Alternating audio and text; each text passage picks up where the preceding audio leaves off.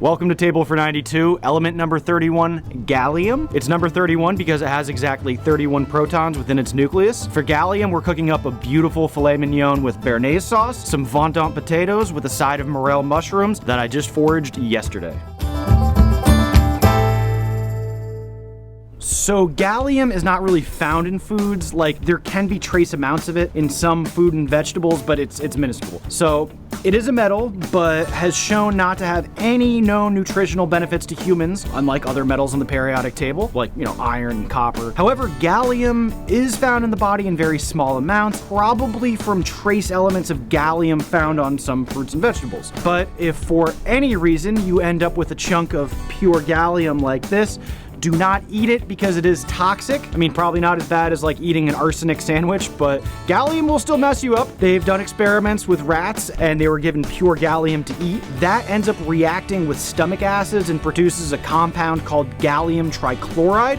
That ended up killing the rats, so, maybe gallium is as bad as an arsenic sandwich. So don't eat gallium, even though it will literally melt in your mouth. Oh my god! It's like I'm turning into the T-1000 from Terminator 2. But yeah, gallium is kind of weird. It's got a really low melting temperature. It's only 30 degrees Celsius or 85 degrees Fahrenheit. So because of those properties, gallium was used in old school thermometers, just like mercury was. So you can actually just buy pure gallium to play with. It's not toxic to hold, but you do want to wash your hands really well because it'll leave some residue on it. So if you're about to cook up a bunch of delicious food like I am, really thoroughly wash your hands like you're about to go into surgery. I do have to say, it is a lot of fun to watch gallium melt in your hands. It's fun at parties, fun to like prank somebody with. Like, I'll bring this to a party and tell someone to hold it because it's a neat metal, and then watch them freak out because they think they're turning into the T-1000 from Terminator 2. Because of this though, like gallium having such a low melting point, it has no uses like other than party tricks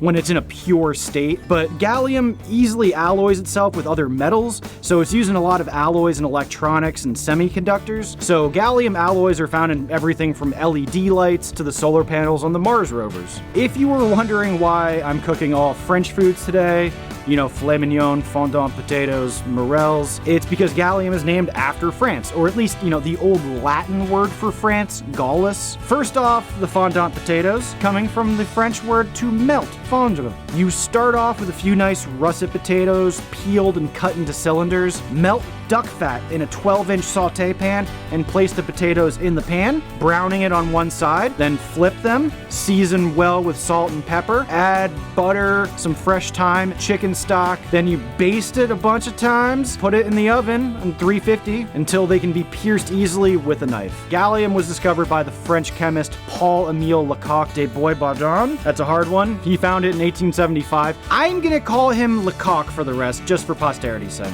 So, my old buddy Lecoq was a fascinating man, absolute genius.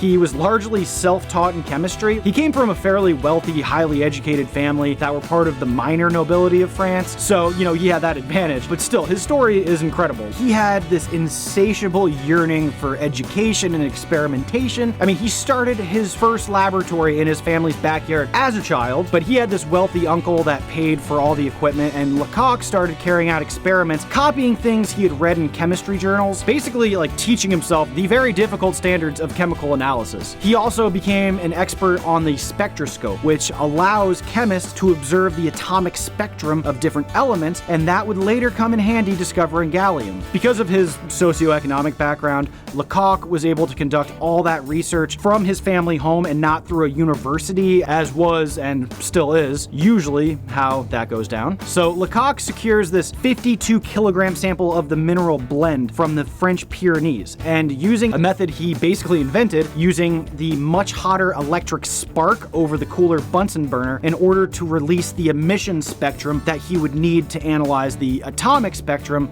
with his spectroscope. So basically, he created an atomic rainbow he could hopefully measure undiscovered elements on. And this happened on August 27th, 1875, when he observed a wonderful violet line on the spectrum. So the discoverer gets to name the element. 1875 1825 was a time of rising nationalism in Europe. France had recently been defeated in the Franco-Prussian War, and at this time, scientific prowess was becoming really culturally important to countries all over Europe and the world. So Lecoq named his new element gallium after the Latin Gallus for France. That name actually comes from the Roman Empire that colonized France 2,000 years ago, and as colonizers do, they like to humiliate the colonized. The Romans noticed the word for old France was a homonym to the word for rooster, so they were kind of making fun of the Gauls as being chickens. Later on, though, French kings would kind of, take on that identity, making it their own. But here's the thing. So in modern French, the word for rooster is lecoq.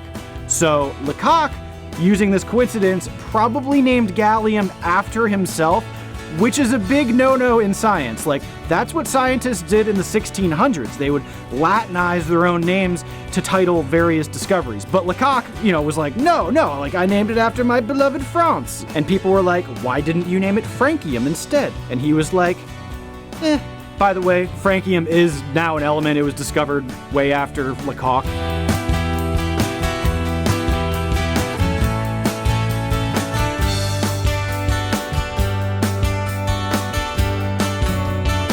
The reason filet mignon is so highly regarded by chefs is, because of its texture and taste, but really because there's not a lot of it. Off a 1,000-pound beef cow, you're gonna get only 1 pound of filet mignon. It's the very tip of the tenderloin. For the béarnaise sauce, I'm gonna simmer 2 tablespoons white wine, 2 tablespoons white wine vinegar, 1 small minced shallot, 1 teaspoon dried tarragon, some black pepper until almost all the moisture is evaporated. Then, in a metal mixing bowl, I'm gonna mix in a tablespoon of water, 3 egg yolks, and I'll put in small chunks of unsalted butter, a few tablespoons at a time.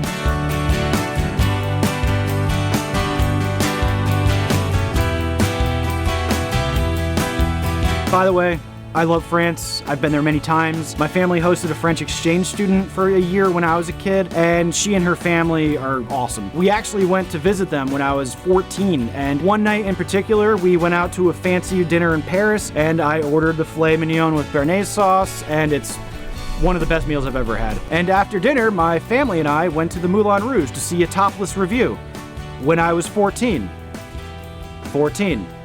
It was awesome.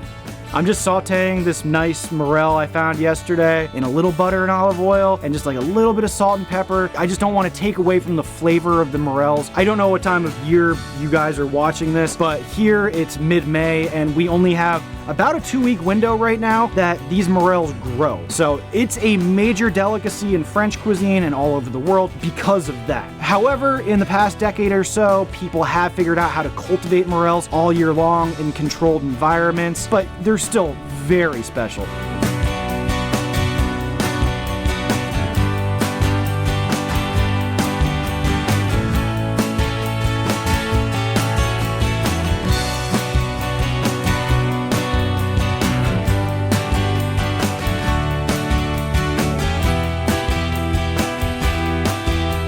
So, there you have it.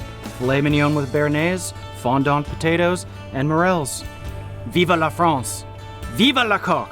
Thanks. See you next time.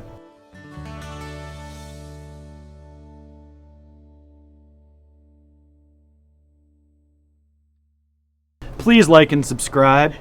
Table for 92. It's a fun show.